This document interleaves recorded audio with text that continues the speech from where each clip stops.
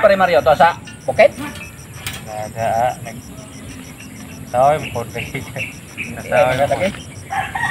Moro gyapon tayo sa gibate. Nagamay. Unsa man dyan pa nila? What? Ano dyan ko? Itong diri ay katong voluntaryo. Dagay agsudan pulos inasing buwad.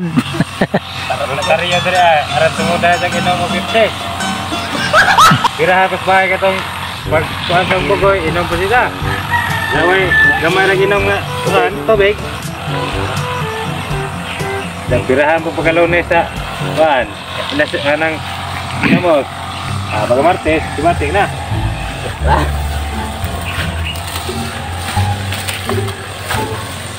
Ay, nagad Banaba. Banaba.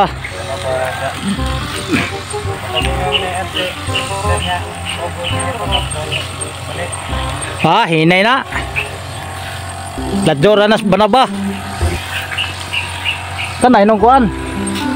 Ano bang sinaw-sinaw? Okay na sinaw to lagi. Pero na. Naka-iring mo minay pa na pasulog kay kuha mi.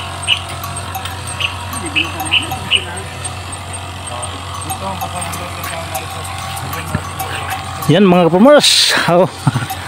Maraming salamat sa magandang panahon sa Sabadong ito mga kapamers. Medyo mahaba-haba yung aming nasimento mga kapamers. Ilan-ilan na kami dito na matatanda. Pero nagawa pa rin namin mga kapamers yung pagsimento. Ayan, dito pa si tatay mga kapamers. Siyang natasan na mag bagis-bagis. Ayan. So mahaba pa ito mga kapamers. Oh. Pero dito banda mga kapamers hindi gaano mahirap. So ito, ayan oh.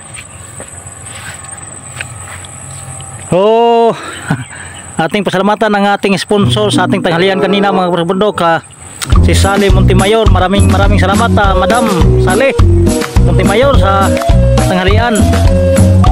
Oh, shout out kay Evans Vlog. Huwag kang mag-alala mga Evans Vlog, pupunta kami dyan. Dami namin sa imong handa, ubusin namin yung handa mo. Ayan.